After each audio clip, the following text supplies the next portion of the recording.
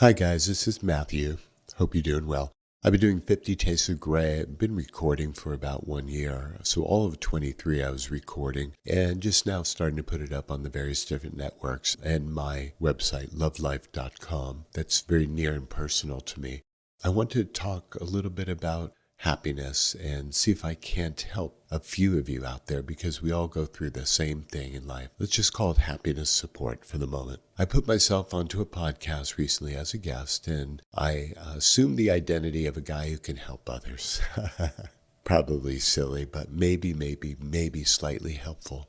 So here's what I have to say about happiness. The great aspects of diet, nutrition, exercise, and sleep, the holy grail, is that they don't actually bring us happiness, but they do lower unhappiness. Most people think that unhappiness is the opposite of happiness, but it's not.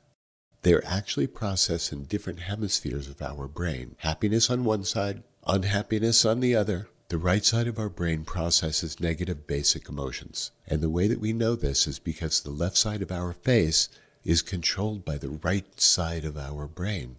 It's kind of counterintuitive when you think about it. And this is more active when we're feeling negative emotions. They can see this through tests and various different kinds of imaging sources and so on. So my guess is that, we've all got some unhappiness in our lives. We all do, every single one of us. Some of us have higher negative feeling levels than others. If you've got that and you want some relief, that's what's going to bring it. It might not make you happier. It's not the secret of happiness, but it sure is good for having less unhappiness. Striving for less unhappiness, in a way, counterintuitively, increases your happiness quotient. Interesting, right? One of the questions I got in a DM from one of the listeners on the show, does anyone ever experience depression or uncertainty after achieving a goal? Well, I think the short answer is yes. Oh, yes. Yes, they do. This is the real riddle of happiness. The satisfaction dilemma, in a nutshell, is, if I get that watch, I'm going to love it forever. Boy, I've always wanted that Rolex. I've always wanted, that Porsche. If I can get that house, if I can get that relationship with all that money, if I can get that job, oh boy, fill in the blank. It's going to be so great when I get that. And it will be for 1 minute. Now, all that stuff is tied into neurophysiology. It's the same thing as what I was talking about a moment ago about having less unhappiness will lead to higher quotient levels of happiness, or it'll feel like that. So the neurophysiology behind this is that there's a part of our brain that releases dopamine. Dopamine is what you want and what you work for and what you are going to get. Dopamine. It's produced in several areas of our brain, but the most important area is a certain part of the area located deep in the brain. It's responsible for sending dopamine signals to the other parts of the brain. So this is what's happening to you. When you do something enjoyable, such as eating a delicious meal, and that's something I know a lot about, listening to music, spending time with loved ones, the brain releases dopamine. It's like the most incredible drug in the world. And that dopamine surge reinforces the behavior that makes you want to repeat it. So that's how a lot of us get out of control with our eating. That's how a lot of us get out of control by doing anything to maybe an excessive level, because that dopamine surge is crazy good. And dopamine is often associated with addiction. But I guess here, in just a little tiny way, to think about the dopamine thing, the connection to dopamine. You, me, everybody, Mother Nature teaches us that to get satisfaction and to keep it, you need to have more. And that's kind of where that dopamine signal thing comes in. But that's really the wrong model. You can't keep chasing more. Your real satisfaction is all the things you have divided by all the things that you want. It's a pretty easy mathematical formula. It's just a little bit different than usual. So you can try to increase your satisfaction permanently by having more, or more realistically, You can work on the denominator of haves divided by wants. You can work on wanting less. That is what turns out to be the right formula. Another one of the questions I got was, so Matthew, how do I practice gratitude when all I feel is sadness, frustration, and confusion? And I think that question came in because I had talked about my anxiety and depression right after the COVID shit show happened, because it ruined my 16-year business, which was very successful. I was running Hawaii food tours. One side of my mouth was talking about practicing gratitude, and yet, I have a lot of sadness and frustration and confusion inside. And so I'm trying to help others with overcoming that if at all possible. What I've decided was deciding to be grateful is really the bottom line. It is in no way BS. The brain is kind of divided into three parts. Without getting too technical, it's not exactly this way, but just for reference sake, there's that ancient part of our brain that has all of our motor functions and breathing and brain stem and spinal column stuff going on. It's the involuntary things that just gets taken care of. Then there's that middle part of the brain, which is what they call the limbic system. And that takes signals from the outside world and kind of turns those signals, which is sort of a machine language, and turns it into feelings that happen to us. The feelings that we feel because stuff's going on and we feel like things happen to us, that life happens to us. And then from there, it delivers those signals into another part of the brain, the neocortex, the wrinkly part on the outside of the brain, which is the most evolved and amazingly human part of the brain. It's interesting. It's located behind the forehead. That's where a lot of people get, when they get headaches, they complain about the pain right behind their eyes. And so that's that part of the brain. It's the neocortex. And it's quite possible that migraine headaches and so on and stress kind of wells up in that area. And it gets these emotions. And you decide what they mean because you have all those feelings that just came in and what you're supposed to do about those feelings. Now, a lot of people go through life in just kind of a limbic state, being delivered all of those emotions. And if you're that sort of person, the limbic type of person, feeling like you're being managed by those feelings, kind of hoping for the best, flying by the seat of your pants, then your limbic system is in charge, not you. That's not your only option, though. You can be in charge of yourself, but what you have to do is experience your emotions in the prefrontal cortex of your brain. And that can be a very simple process if you put your mind to it. So there's definitely something to be said about putting your mind to it, okay? It's not BS in any way. What it's called is metacognition. And you probably have heard that word. Metacognition means being aware of your emotions and your thinking. Some people call it mindfulness or wakeful tranquility, which I really like. This is what humans are uniquely available to do. We are very, very special. Now, for instance, my cat, Smudgy, she's not metacognitive. She can't really be.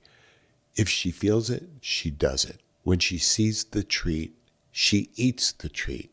And by the way, if I see the treat, I'm going to eat the treat also. But I can actually deliver that information to my prefrontal cortex part of my brain and make an executive decision about what I'm going to do. This is called reasoning. Now, notwithstanding my feelings, of course. So it's really important to take a look at that stuff. So this is what I ask my friends, and I do it for myself as well. So friends, family, clients, friends, listen.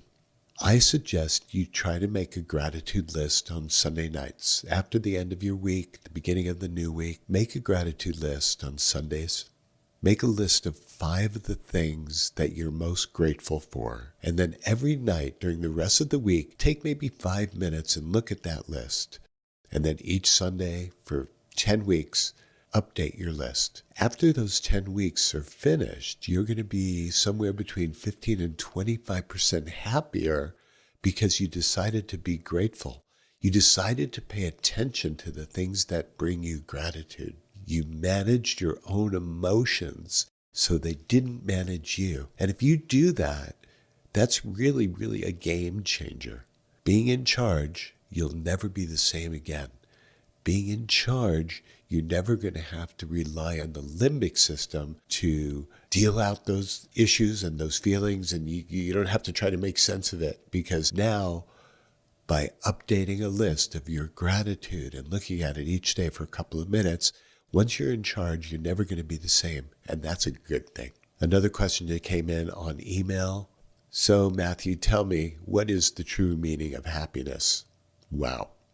Okay. In my mind, happiness is actually a combination of three identifiable things that we all need and we all want, but we need it in balance and abundance. So these, once again, using the food metaphor and the diet metaphor, these are the macronutrients of happiness. The macronutrients in food is protein, fat, and carbs. And those are the things that we need. Happiness is divided into the three areas that I call enjoyment, satisfaction, and purpose. Enjoyment is not just pleasure. It's pleasure with consciousness. Do you understand? Enjoyment is not just pleasure. It's pleasure with consciousness. It's you being aware. And that's by using your prefrontal cortex of your brain. Satisfaction is the joy that you get from a job well done. It's your reward for striving, for working, and even suffering. Yeah, there's a benefit to even suffering in our lives. You know, if you don't fail, you'll never really know true success. And if you don't fail, it's just not a realistic scenario. We need the reward. We need to strive. We need to work. Suffering is going to happen. We need to have that gratitude and think about it. Now, purpose is a part of this, and that's really a question of finding coherence in your life, finding goals in your life, if at all possible, trying to find significance. If you have those things, you have happiness. Another question to ask is happiness connected to having a purpose? Well, purpose is literally one of the macronutrients of happiness I spoke about a moment ago, remember? I said happiness is enjoyment, satisfaction, and purpose, right? So because purpose is literally one of the macronutrients of happiness, it's important to know that, but it's a weird one. It's actually hard to figure out even what it is. If you're feeling like life doesn't have enough purpose, that life doesn't have enough meaning, answer the following two questions and be really honest with yourself. Why am I alive? And for what reason would I be willing to die? If you don't have an answer to one or both of these questions, you're going to have an existential crisis.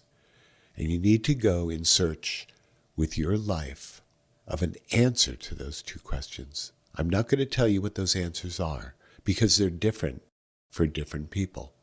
So yes, purpose does lead to happiness. Oh yeah, for sure. So how do you find your purpose? Answer those two questions. Why am I alive? And for what reason would I be willing to die? If you answer those two questions, you'll find the answer to those two questions and you'll know. And that's your assignment.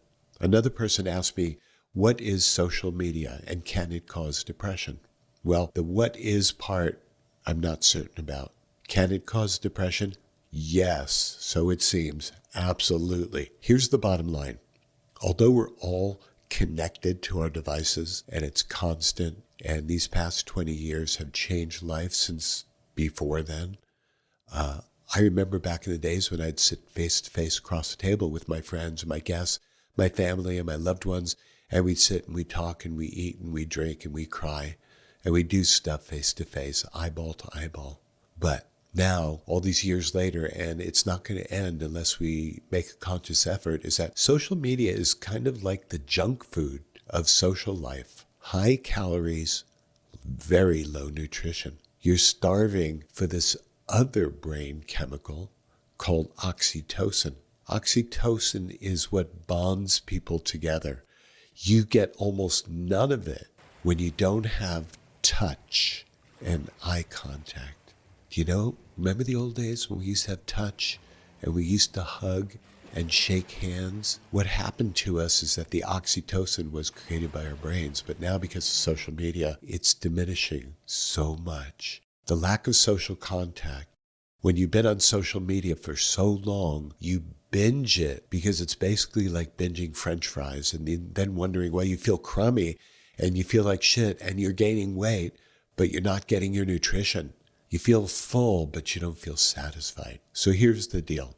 If you're going to use social media, try to make sure that it only ever complements your in-person relationships and use it very sparingly if you can.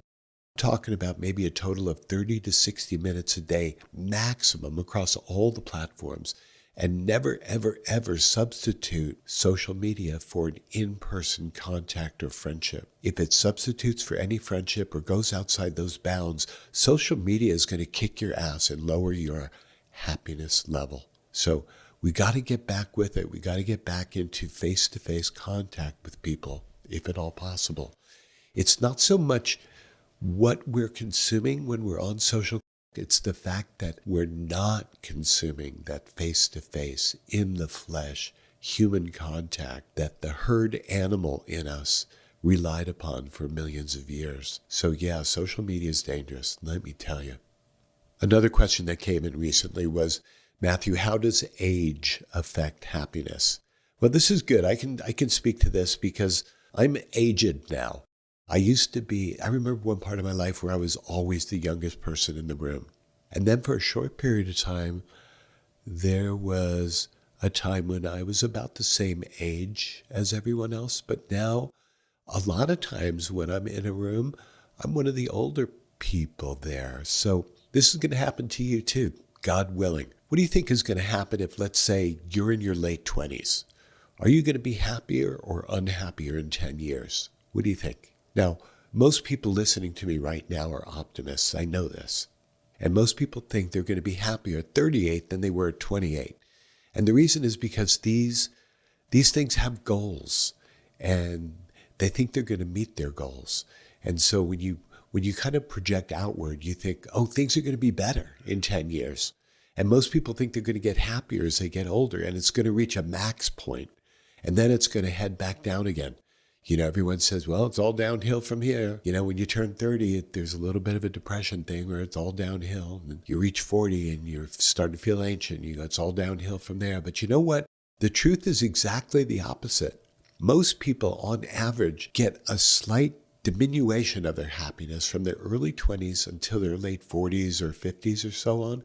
The happiness level for them seems like it goes down a little bit, and it's totally connected to their age. But you know what? It's like that's what's happening. This is not really a huge problem. It's noticeable, but it's not horrible. Then, in your early 50s, it turns around and you start back up again. And almost everybody actually gets increasing happiness from their early 50s until about 70, except two groups of people. People who have unremediated mental illness and people who have untreated substance abuse disorders. So, friends, if this is you, get treated for your anxiety and depression and whatever mood disorders you might have. And if you have any addictions, you should get treated for that. Otherwise, how do we adjust our expectations as we age? Now, that's a good one. That's a good question, and it definitely ties in with what I was just saying. One of the things that actually gets better and better and better as you age is your expectations about the future, because you begin to understand how things work. There's this tyranny that people don't understand until they're usually right around 50 years old. They think that if they get that thing that they want, remember I was talking about the Rolex or the car or the job, the big paying job or the whatever it might be, that they'll get that and they're going to totally enjoy it, and then it's never going to go away. That feeling is never ever going to go away because they finally got what they wanted. But then, as I mentioned earlier, it does go away. Having stuff is not the answer. People also think that if something bad happens to them, that they're going to stay in a bad mood or sad or angry or afraid forever. And that's not the case either. Here's what you learn after 50. Nothing lasts, and it doesn't matter. Isn't that kind of a peaceful way to look at it? Nothing lasts, and it doesn't matter. There's a thing that a lot of biologists talk about, which is homeostasis. You've heard the word homeostasis, which is the tendency of every biological process to go back to its equilibrium. That means that it's kind of our normal state of life and living. Well, that works on an emotional level as well. If you have anger, sadness, disgust, fear, joy, your interests, those things don't last for good and for bad. Your heart is broken? Well, that's not going to last. When you figure this out, this is power. And if you harness that, every year's better than the last, or it can be. Remember, you've been able to overcome everything.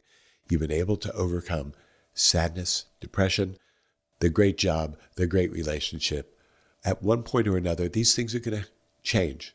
And so you have to kind of roll with the flow. So we need to be working on 50% of their time thinking about the future. That's unbelievable to me. You're not here now. You need to be here now. Think about how much you do that, by the way. You go on vacation, you're like, oh, I'm going to make some memories, so I'm going to take a picture. And out comes the camera, your cell phone, your freaking device. Picture, picture, picture, picture. You're looking at the world through your device. You're thinking about now as if it were the past in the future when you're looking back on the present. That's unbelievable time travel. We do it all the time. Here's the problem. You're missing your life. You missed it. When you look at life through a cell phone camera, and that's the way you're recording your life, you're really not drinking it in. When you're sitting down, you're having a drink or a meal at a table, and you've got this freaking device at the end of your arm, instead of looking into the eyes of your guests, your friends, your family, your loved ones, your spouse. Don't miss your life. Be present. You know, there was a great Vietnamese Buddhist monk, and earlier I was talking about wakeful tranquility, and wakeful tranquility is something that comes from Buddhism. This great Vietnamese Buddhist monk, I'm going to butcher his name. It was something like Thich Nhat Hanh, something along those lines, very close to that. Forgive me. You'll have to read The Miracle of Mindfulness, because it starts off with him describing what it's like to wash dishes. Something that most people have no idea what the freaking thing that is. But they just put everything into their dishwasher, right? Here he is describing what it's like to wash dishes. I'm washing the dishes, and I'm conscious of washing the dishes, because if I don't think about washing the dishes, I will not be present in the act of washing the dishes. Now, some of you are laughing right now, I don't really think I need to be present while washing the dishes. Wrong. That's being a mind traveler. That's being a time traveler. You need to be conscious of washing the dishes, because if I don't think about washing the dishes, I won't be present in the act of washing the dishes. That means working on being a mindful person. You need to work on being a mindful person. Maybe it's with meditation, like my dear friend and mentor Michael Benner talks about. Maybe it's with prayer. A lot of you believe in prayer. Maybe it's by way of therapy and sitting with your hands folded on your lap, looking out the window on the train.